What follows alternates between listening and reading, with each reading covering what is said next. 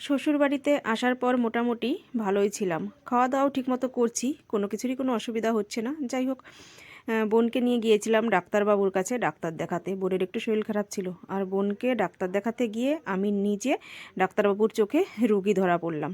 ডাক্তারবাবু আমাকে দেখে বলছে, তোমার তো শরীর ভালো নেই, তোমার শরীরে অনেকগুলো রোগ দেখা যাচ্ছে, তা তুমি কি কোনো ডাক্তার দেখাও না? তাই আমি বলেছি ডাক্তারবাবুকে যে না, আমি তো সেভাবে ডাক্তার এখনও দেখাইনি, আর আমার কি হয়েছে সেটাও আমি সঠিক জানি না।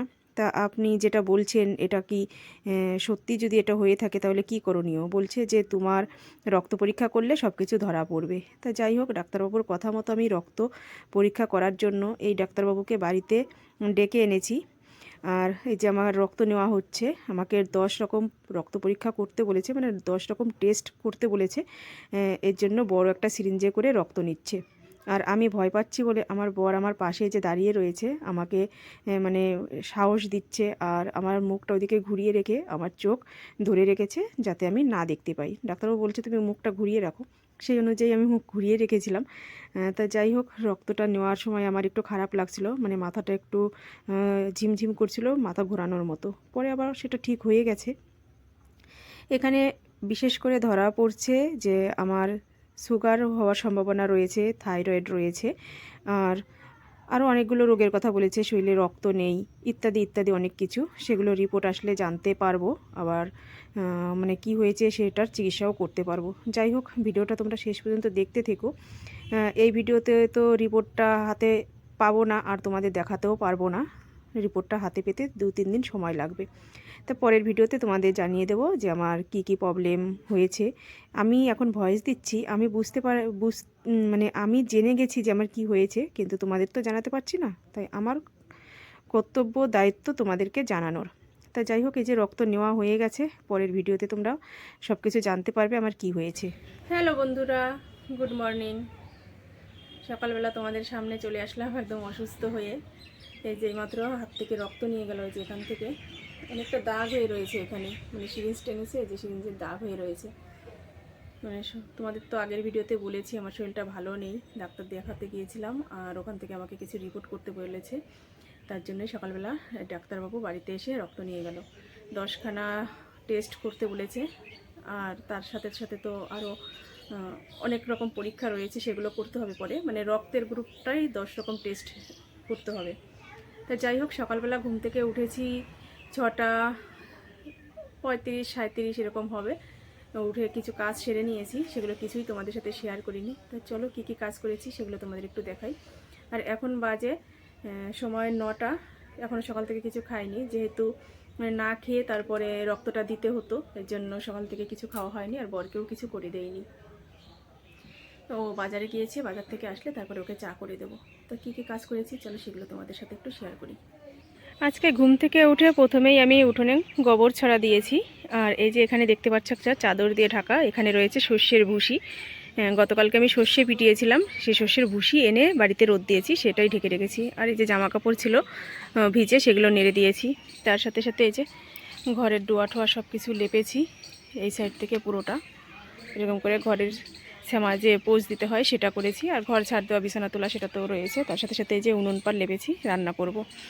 আর এদিকে এই যে বাসনপত্র সব ধুয়ে রেখেছি, এগুলো এখনও হাঁড়ি কড়াইতে মানে মাটি লেপ যেটা বলে সেটা দেওয়া হয়নি, সেটা দেব। চলে আসলাম চা করতে, লিকার চা করে নিয়েছি, সেটাই এখন 2টো কাপে ঢেলে নেব, বরের একটা আর আমার একটা। তাই চার সাথে খাবো হচ্ছে শুকনো মুড়ি, আর সাথে রয়েছে বাদাম ছোলা ভেজানো, সেটাই খাওয়া হবে সকালবেলা। তারপরে রান্না করব, সেটাই ভাবছি চা ঢালতে ঢালতে যে আজকে কি রান্না করব।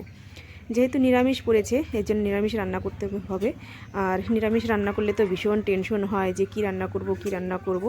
সবজি রয়েছে অনেক রকমই, সেটাই করব। মাছ হলে কোনো ব্যাপার ছিল না, যে কোনো একটা সবজি দিয়ে মাছ দিয়ে রান্না করলে কিন্তু হয়ে যায়, আর নিরামিষ করতে গেলে একটু প্রবলেম হয়। তো যাই হোক, চা খেয়ে এঠে তারপরে যাব রান্নার সব জোগাড়যন্ত্রী করতে। এই যে এখানে চলে এসেছি, বরের সাথে বসে একসাথে চা খাবো। আমরা প্রতিদিন সকালে বর আর আমি একসাথে এই বিছানা বসেই চা খাই।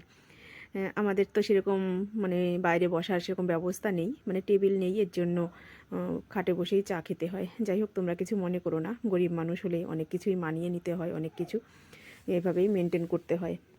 তাই চলো, খাওয়া দাওয়া তো হয়ে গেল, এখন যাবো সবজি টমেটো কাটতে। দেবো, গাজর দেবো। তো চলো রান্নাটা শুরু করব।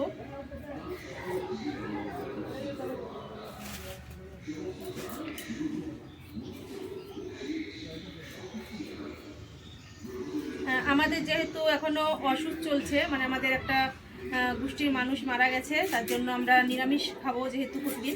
আজকে একটা নিমন্ত্রণ রয়েছে আমাদের শ্রদ্ধা অনুষ্ঠানের, কিন্তু সেখানে আমরা যেতে পারবো না বলে যাব না, কারণ সেখানে তো মাছ খাওয়াবে আর মাছ আমরা খাবো না। তাই যাই হোক, এর জন্য বাড়িতে করবো পনির তরকারি।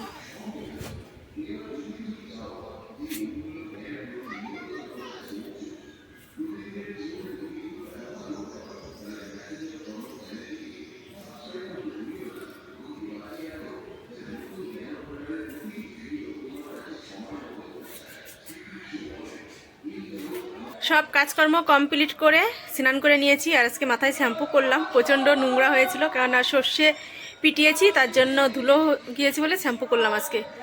তা রান্নাবাড়ি কমপ্লিট হয়ে গেছে। কি কি করেছি চলো তোমাদের দেখিয়ে দিই, আর আমরা এখন খেতে বসবো।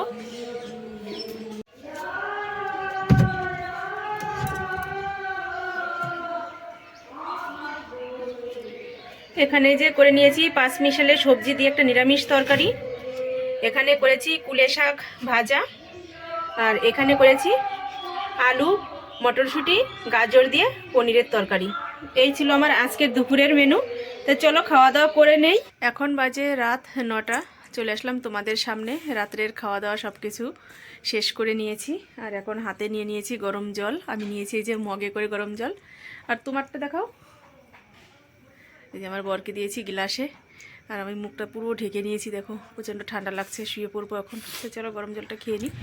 আর এখন রাত্রে কি খাওয়া দাওয়া করলাম সেটা একটু বলে দিই।